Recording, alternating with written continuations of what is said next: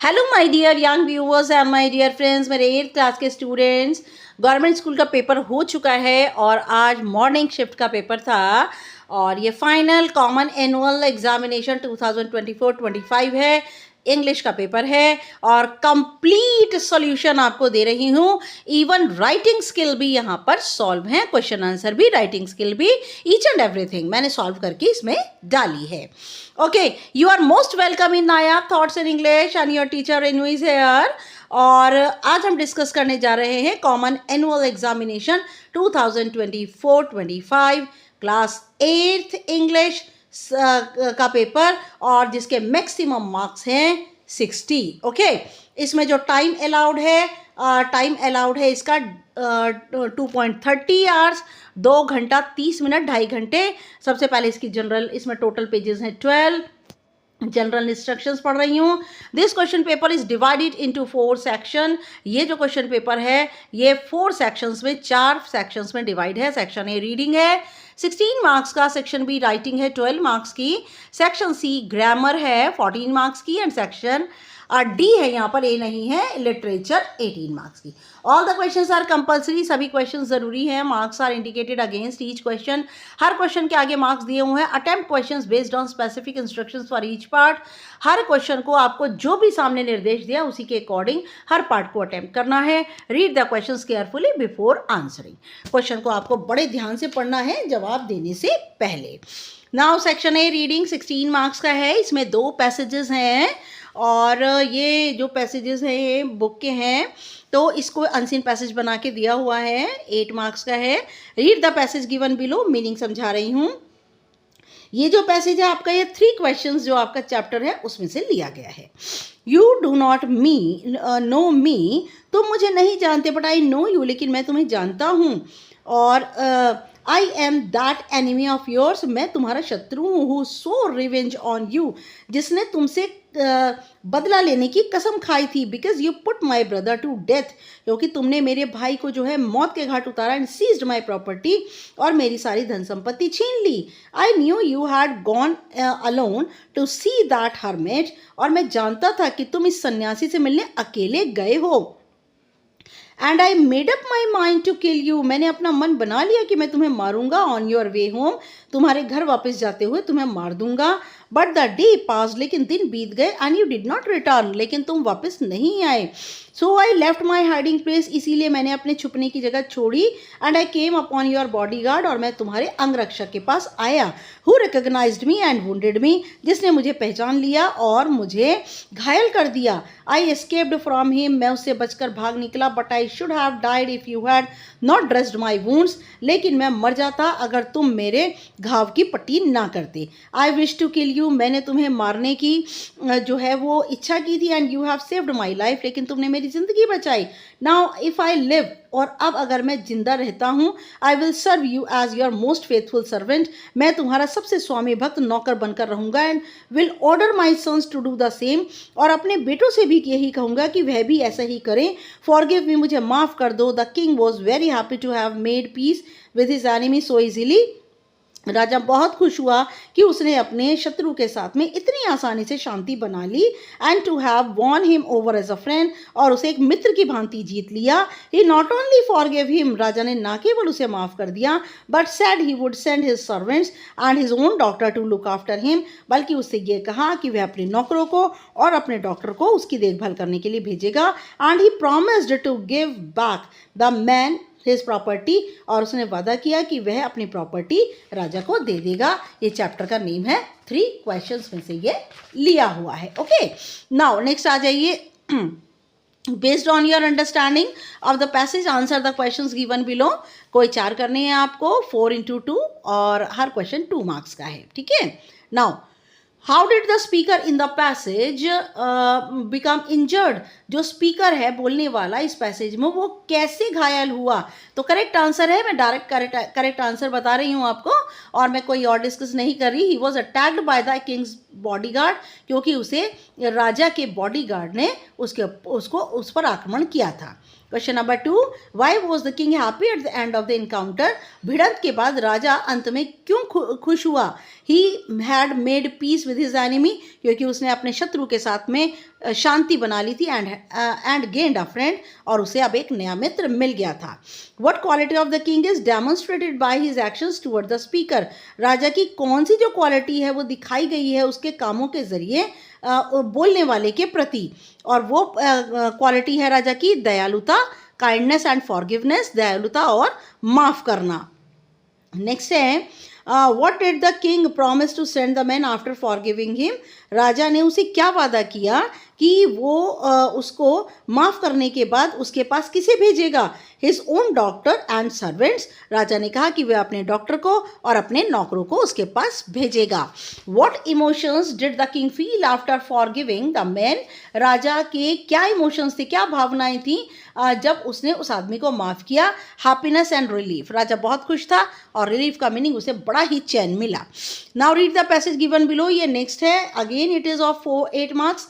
India located in the heart of south Asia. India जो है वो साउथ एशिया के दिलों के बीचों बीच है। Is renowned for its rich wild life. यह जानी जाती है अपनी बहुत ही समृद्ध जंगली जानवरों के लिए, डाइवर्स कल्चर और भिन्न भिन्न कल्चर के लिए, रीति रिवाजों के लिए, एंड डीप रूटेड ट्रेडिशंस, और बहुत ही गहरे जड़ से बने हुए परंपराओं के लिए मानी जाती है। As one of the world's most populous nations, और ये संसार का, भारत संसार का सबसे ज़्यादा जनसंख्या वाला राष्ट्र है। India displays remarkable diversity in language, और इंडिया जो है वो, और इंडिया के अंदर रिमार्केबल, बहुत ही ज़्यादा रिमार्केबल का मतलब अद्भुत, अनेकता में एकता है। भाषा में, रिलीजन में, क्लाइमेट में, धर्म में, जलवायु में, कल्चरल प्रैक्टिसेस और रीति रिवाजों के अंदर। द इंडियन नेशनल फ्लैग, जो भारतीय राष्ट्रीय झंडा है, सिंबलाइजिंग यूनिटी, और ये प्रतीक है हमारी एकता का, एंड कंप्राइजेस सैफरन, जिसके अंदर saffron white and green with a navy blue Ashok चक्र एट द सेंटर, जिसके अंदर केसरिया, सफ़ेद, हरा और गाढ़े नीले रंग का अशोक चक्र है बिल्कुल बीचों बीच, रिप्रेजेंटिंग वर्च्यू, और ये अशोक चक्र जो है हमारे गुणों को दिखाता है। Known for its immense cultural diversity, क्योंकि ये अपनी बहुत ही ज़्यादा अनेकता में एकता परंपरा के लिए जाना जाता है। India draws visitors worldwide, और इंडिया में दूर दूर से लोग देखने आते हैं। Is seeking to experience its unique heritage, और हर कोई अनुभव करके जाता है इसके अद्भुत हेरिटेज खजाने का। India is a secular democracy, और इंडिया एक धर्मनिरपेक्ष लोकतांत्रिक देश है। Allowing individuals the freedom to practise any religion, और इसने अपने यहाँ के इंडिविजुअल्स को, लोगों को ये आज़ादी दी हुई है कि वो किसी भी धर्म और to explore and adapt to various culture custom across regions, और वे किसी भी परंपरा, रीति रिवाज को क्षेत्र के अलग भी वह अडॉप्ट कर सकते हैं और एक्सप्लोर कर सकते हैं। Each state has its own official language, हर एक राज्य की अपनी एक जो है वो ऑफिशियल लैंग्वेज, भाषा है। Contributing to India's rich linguistic tapestry, और इसी को ही भारत का एक बहुत ही समृद्ध भाषाई जो है टेपेस्ट्री, अलमारी कहते हैं। Jana Gana Mana serves as the national anthem, और जन गण मन हमारा राष्ट्रीय गीत है, while Vande Mataram is the national song, जबकि वंदे मातरम राष्ट्रीय गीत है। इंडियाज नेशनल एम्ब्लेम, और भारत का जो राष्ट्रीय चिन्ह है, the lion capital of Ashoka का दिया हुआ लॉयन है, सिम्बलाइज स्ट्रेंथ एंड सोवर्निटी, और ये हमारी ताकत को और हमारी एकता को दर्शाता है। Making India and nation rich in art, culture and tradition, और ये बताता है कि भारत एक बहुत ही कला, परंपरा और रीति रिवाजों में बहुत ही समृद्ध देश है। Now What aspect of India is emphasized as attracting visitors from around the world? और भारत के अंदर सबसे इम्पॉर्टेंट जो एस्पेक्ट है जो कि विजिटर्स को हमारे यहाँ इन्वाइट करता है, दैट इज़ कल्चरल, और वो है कल्चरल डाइवर्सिटी, अनेकता में एकता, परंपराओं में एकता। What does अशोक चक्र in the Indian national flag represent? और जो अशोक चक्र है इंडियन नेशनल फ्लैग में वो क्या रिप्रेजेंट करता है, क्या दर्शाता है? वर्च्यू, गुण को दर्शाता है। Which of the following contribute to India's rich linguistic tapestry, और क्या चीज़ है जो कि इंडिया के रिच लिंग्विस्टिक टेपेस्ट्री शो करती है, और वो है डाइवर्सिटी इन लैंग्वेज, हमारी भाषा में अनेकता। What does the lion capital of Ashoka represent, lion capital जो है जो वो अशोक चक्र के अंदर क्या शो करता है, वो शो करता है strength and sovereignty. Which of the following is the national anthem of India, India का नेशनल एंथम क्या है, राष्ट्रीय गीत क्या है, जन गण मन। Now section be writing 12 marks की है, और बता दूं मैंने ये दोनों के दोनों क्वेश्चंस पीछे जो है वो लास्ट में क्वेश्चन आंसर के बाद में इसको सॉल्यूशन इसका डाला हुआ है, और इसीलिए हम इसे बाद में डिस्कस करेंगे। इसके और क्वेश्चन भी मैंने डाले हैं, ऑल 4 क्वेश्चंस मैंने डाले हुए हैं इसके। हम पहले सेक्शन सी को जो है वो डिस्कस कर लेते हैं। Now complete the sentences below by choosing the correct preposition for each blank, यहाँ पर हमें प्रीपोजिशन करेक्ट प्रीपोजिशन को फिल करना है। Number 1, please come to my office at 11 AM on, day से पहले क्या लगता है, on Tuesday afternoon. The interested candidate should report for interview latest by June 2007. Every morning he wakes up early and reads the newspaper before heading work. तो यहाँ पर अगर हमें किसी और की ओर इशारा करना होता तो हम वहाँ टू लगाते हैं। The teacher divided the sweets among all the children, क्योंकि डैश के बाद 2 से ज़्यादा हैं इसलिए अमंग का यूज़ किया है। She has not eaten anything since last night. Now fill in the blank with the correct determiner, या आर्टिकल या डिटर्मिनर फिल करना है। तो यहाँ पर their, THEIR, their house. Many people believe that money can't buy happiness. I saw a beautiful flower today. Each member of the group received a prize. Can you please deliver those? Okay. Now next आ जाइए, fill in the blanks with the correct modal verb. Modal verb दी हुई हैं यहाँ पर box के अंदर, और आपको उसमें से ही चूज करके और इन्हें फिल करना है। Now देखते हैं फर्स्ट में, you must complete the project by Friday. He could speak 3 languages when he was young, क्योंकि सेकेंड सेंटेंस में पास्ट हैबिट दी है इसलिए could आएगा। They will arrive at the birthday party at around 9 PM. Would you like, जहाँ पर भी like to आता है वहाँ पर would आता है। The following passage has not been edited. यहाँ पर एडिटिंग करनी है, लाइन के अंदर एक एक गलती है, पहले उस एरर को लिखना है फिर करेक्ट करना है, ठीक है। नाउ देखते हैं हम।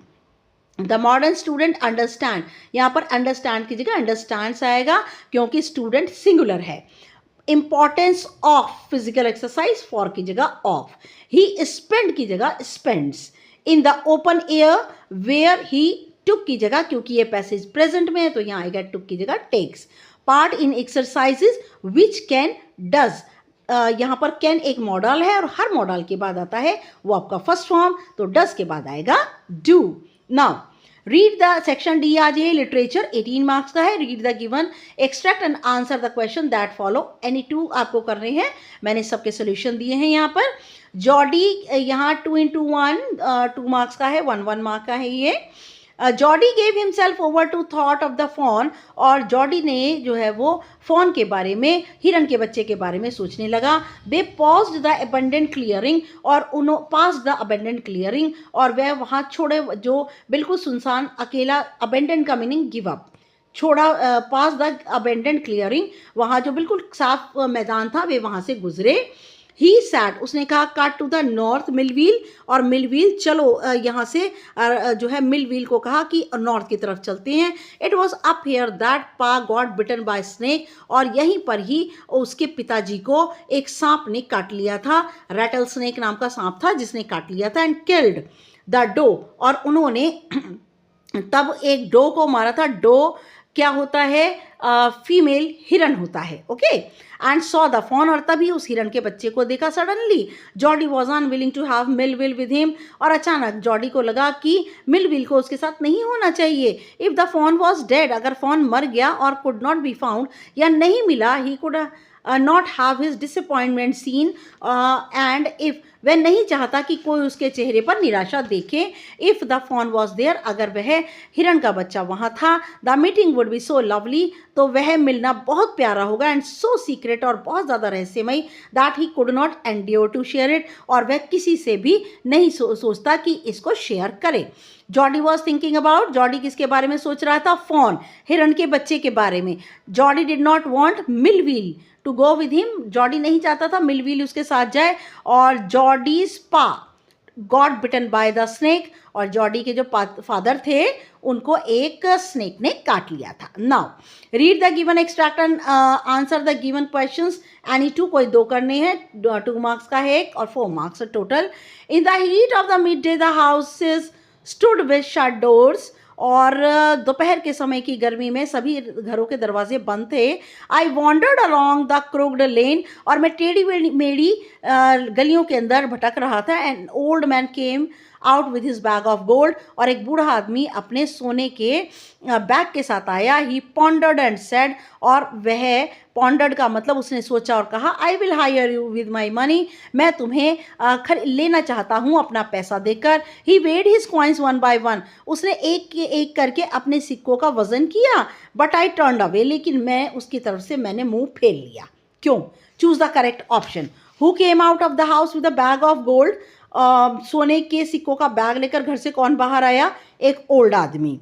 An old man, what did the old man offer the narrator, old man ने नरेटर को क्या ऑफर किया? मनी टू हायर हिम, उसे पैसा ऑफर किया। How did the old man way his coin, old man ने अपने पैसों का वजन कैसे किया? 1 by 1, एक करके। Question number 11, answer the following questions in about 30 to 40 words each, any 4, आपको कोई 4 करने हैं, और हर एक के मार्क्स 3 मार्क्स का है, टोटल 12 मार्क्स हो गए। देखिए, the old man offered the speaker a lot of money, old man ने बोलने वाले को बहुत पैसा ऑफर किया। Why did he turn down the offer, लेकिन उस आदमी ने उसका जो ऑफर था उसको ठुकरा दिया, क्यों? नाउ देखिए आंसर देखिए, the old man offered the speaker a lot of money, old man ने स्पीकर को, बोलने वाले को, बहुत सारा पैसा ऑफर किया।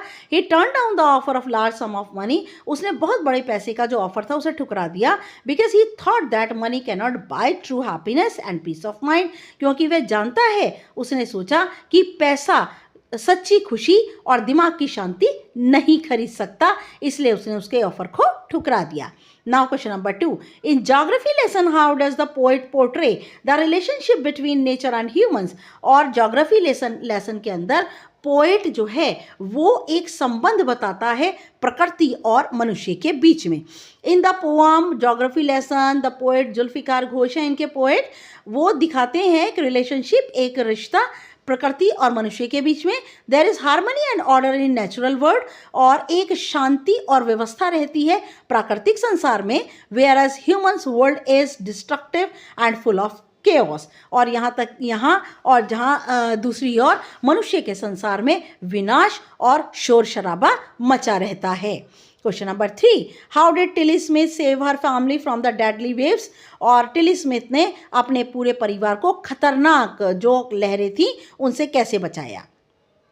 Tilly Smith saved her family from the deadly waves, Tilly Smith ने अपने परिवार को खतरनाक लहरों से बचाया। She recognise the sign of tsunami based on her geography lesson, उसने सुनामी की लहरों को पहचान लिया क्योंकि उसने अपने ज्योग्राफी के लेसन में ये सब कुछ पढ़ा था। She quickly informed her parents to evacuate the beach, उसने जल्दी ही जो है अपने पेरेंट्स को सूचना दी कि वह उस तट को, बीच को, जो रेतीले किनारा था उसको छोड़ दें। She told them to reach the place of safety, उसने उनसे कहा कि वह एक सुरक्षित जगह पर पहुंच जाएं।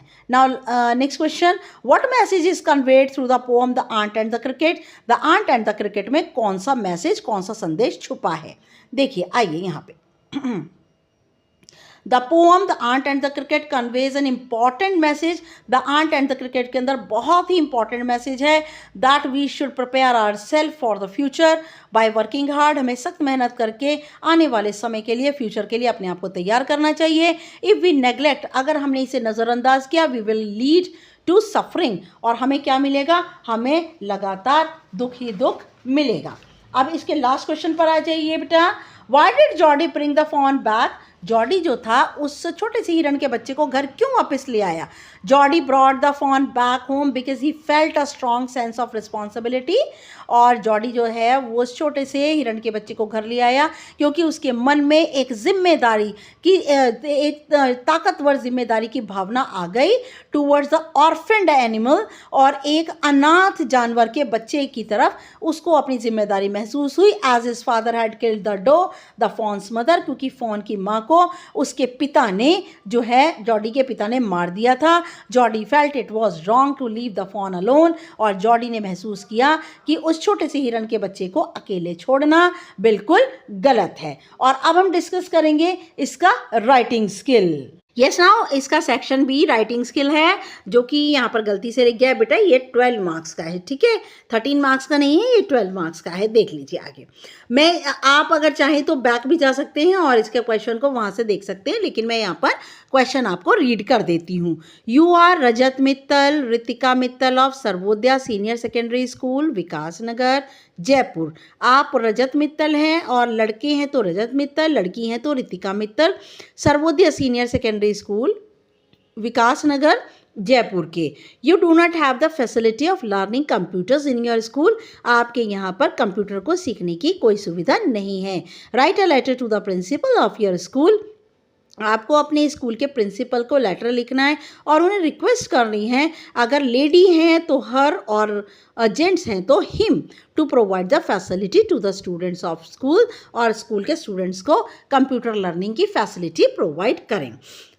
सबसे पहले हमने द प्रिंसिपल देना है। वैसे तो हमारा एड्रेस आता है, लेकिन हमारा एड्रेस सेम यही है स्कूल का, तो the principal Sarvodaya senior secondary school Vikas Nagar comma करके जयपुर, इसी टाइप से आपको लिखना है ना। एक लाइन छोड़कर डेट डालिए, आज की डेट 18 फरवरी 2025, एक लाइन छोड़कर सैल्यूटेशन डियर सर, ठीक है। मैं आपको बता दूं ये 6 मार्क का क्वेश्चन है, इसमें मार्क्स की डिवीजन होती है।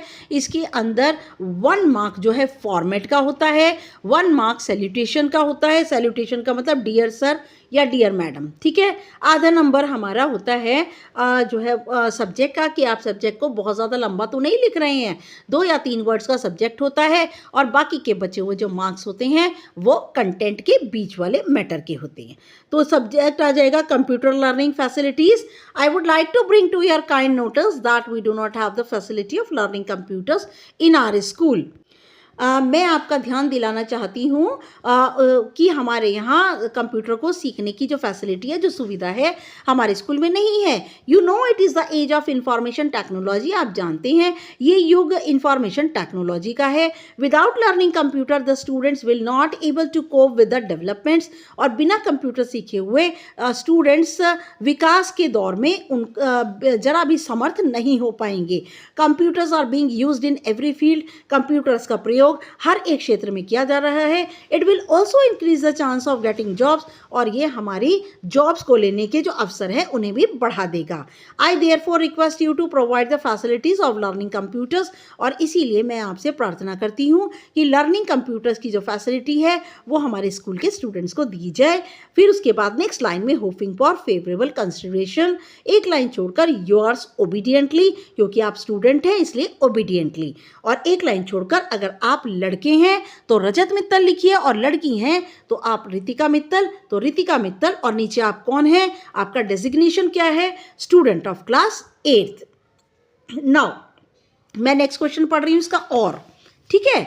नाउ यू आर मनोज और Manu a student of class 8th।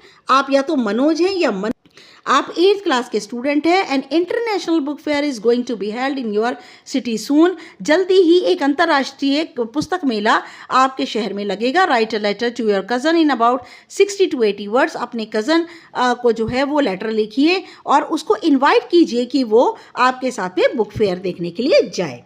तो आप कोई भी अपना ऊपर एड्रेस लिख दीजिए, और एड्रेस लिखने के बाद एक लाइन छोड़कर डेट इसी तरह डालनी है आपको, एक लाइन छोड़कर डियर रिया या डियर कज़न, क्योंकि कज़न का नाम आपको पता है तो आप नाम लिखिए।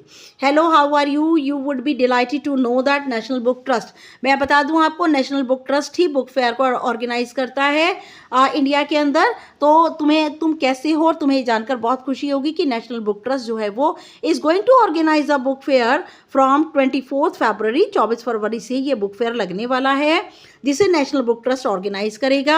आई know you are fond of reading books, मैं जानती हूँ कि तुम्हें किताब पढ़ने का बहुत शौक है। It will be feast for your eyes to see thousands of books and book stalls at one time, और हमारी आंखों के लिए तो ये बहुत ही ज़्यादा बढ़िया रहेगा कि हम हज़ारों की मात्रा में किताबें और किताबों के स्टॉल एक ही जगह देखें।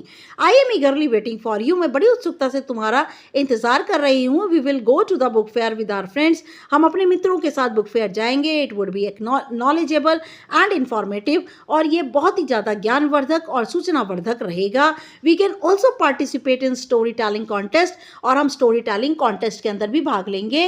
रेस्ट इज ओके, बाकी सब ठीक ठाक है। वेटिंग फॉर यू, तुम्हारा इंतजार करती हूँ। एक लाइन छोड़कर योर लविंग फ्रेंड, और आप कौन हैं? लड़के हैं तो मनोज, लड़की हैं तो मनु। नाउ क्वेश्चन नंबर 4 है, ये भी 6 मार्क का है, इनमें भी एक करना है, पर मैंने दोनों के जवाब आपको दिए हैं। यू आर सोनाली और Shivam, it was the happiest day of your life when your teacher informed you, आप सोनाली हैं या शिवम हैं, आपकी ज़िंदगी का एक बहुत ही ज़्यादा खुशी का दिन है जब आपके टीचर ने इन्फॉर्म किया कि तुम्हें इस साल का सबसे ज़्यादा बेस्ट डांसर सेलेक्ट किया गया है। You are thrilled to receive the award on the annual day, और तुम बहुत ही ज़्यादा उत्तेजित हो एनुअल डे पर अवार्ड लेने के लिए। राइट, डायरी एंट्री लिखनी है और अपनी फीलिंग्स को बताना है। सबसे पहले ऊपर आता है डियर डायरी, और पहली लाइन आती है कि आप खुश हैं, दुखी हैं, तो क्या हैं। Today was the day full of excitement, आज का दिन बड़े उत्तेजना से भरा था मेरे लिए। I have participated in solo dance competition, और मैंने सोलो डांस कॉम्पिटिशन में पार्टिसिपेट किया। I love to dance but I have stage fear, मुझे नाच करना बहुत अच्छा लगता है लेकिन स्टेज पर जाने से डर लगता है।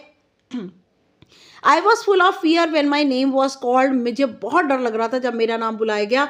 Then I remember my mom's lesson that we should face problems with great determination, तभी मुझे अपनी मदर के शब्द याद आए कि समस्या के समय हमें दृढ़ निश्चय के साथ इसका सामना करना चाहिए। आई प्रेड गॉड, मैंने भगवान से प्रार्थना की, and went upon the stage, और स्टेज पर चढ़ गई। आई परफॉर्म दी बेस्ट, मैंने बहुत अच्छा अपना डांस दिया। I got applause and praise, मुझे बहुत सारी प्रशंसा और तालियों की आवाज़ मिली। After the competition I was eager, बेटे यहाँ ईगर है, ये EAGER, eager, just a minute, I am taking EAGER, eager, ठीक है, eager to know the result, और मैं अपने परिणाम को जानने के लिए उत्सुक थी। द जजेस अनाउंस द रिजल्ट, और जजेस ने रिजल्ट को अनाउंस किया। Next day my teacher inform me that I have been selected as best dancer of the year. Next day मेरे टीचर ने मुझे बताया कि मैं इस वर्ष की सबसे बढ़िया, सबसे ज़्यादा बेस्ट डांसर सेलेक्ट की गई हूँ। I was delighted to get the award on the annual day, मुझे बड़ी खुशी हो रही थी एनुअल डे पर जब मुझे अवार्ड मिला। I was feeling blessed to have the award, और मैंने अपने आप को वरदानी समझा ये पुरस्कार पाकर। और आप कौन हैं? सोनाली या शिवम में से कोई एक नाम। अब देखिए स्टोरी लिखनी है आपको। यहाँ आपको बहुत सारे पॉइंट्स दिए हुए हैं, तो पहले सबसे पहले बेटा स्टोरी लिखते समय पॉइंट्स को पहले पढ़ लेते हैं और ये देख लेते हैं उसमें कैरेक्टर कौन है। फिर ये देख लेते हैं स्टोरी के बीच की लाइनें जोड़ जोड़ करके कि ये कौन सी स्टोरी बनेगी। स्टार्टिंग, मिड और एंड होना कहानी का बहुत ज़रूरी है, और कहानी का मॉरल। तो ये बहुत प्यारी कहानी है, आपने बचपन में सुनी होगी, एलिफेंट की और टेलर की दर्जी की। An elephant lived in a village, एक बार एक गांव में एक हाथी रहता था। Every day he went to the river to bath, हर रोज़ वह नदी पर नहाने जाता था। On his way to the river he pass the tailor shop, और वह एक बार एक दर्जी की दुकान के पास से गुजर रहा था। He greeted and gave him something to eat, और हाथी उसका स्वागत, उसको ग्रीट करता था और वो उसको इसके बदले में कुछ खाने को देता था। One day the tailor had a fight with a customer, एक दिन की बात है, एक कस्टमर से टेलर की बहुत तेज लड़ाई हो गई। He was in a bad mood, और टेलर का मूड मूड बहुत बुरा हो रहा था। He pricked the needle elephant with a needle instead of giving him to eat, और उसने जैसे ही हाथी ने अपनी सूंड आगे की तो कि वो कुछ खाने के लिए देगा, लेकिन बजाय कुछ खाने के देने के लिए टेलर ने उसकी सूंड के अंदर सुई चुभो दी। द एलिफेंट वॉज हर्ट, हाथी बहुत दुखी हुआ। Next day after bathing the elephant field his trunk with muddy water, अगले दिन जब हाथी नहाने के लिए गया तो उसने अपनी सूंड के अंदर मैला कुचैला पानी भर लिया and sprinkle it on tailor's cloth, और छिड़क दिया टेलर के कपड़ों पर। दीज ऑल वर स्पॉइल्ड, सारे कपड़े बर्बाद हो गए। The tailor felt sorry, tailor को बहुत दुख हुआ। He learned a lesson and promise not to hurt, बेटा यहाँ हर्ट आएगा, नॉट टू हर्ट। और टेलर को जो है टेलर ने एक सबक सीखा और वादा किया कि वह कभी भी हाथी को कोई नुकसान नहीं पहुंचाएगा। नाउ मॉरल क्या बनेगा? One should not do misbehave with friends, एक व्यक्ति को अपने मित्रों के साथ ज़रा भी कोई गलत व्यवहार नहीं करना चाहिए। Okay, yes, now thanks for watching my videos and this is my humble request, please मेरे चैनल को लाइक शेयर एंड सब्सक्राइब कीजिए एंड कमेंट ज़रूर कीजिए। एंड नेक्स्ट वीडियो तक के लिए good luck and good bye. अभी इवनिंग का पेपर रहता है और वो कल है, तो कल हम इवनिंग के पेपर को डिस्कस करेंगे। तब तक के लिए good luck and good bye.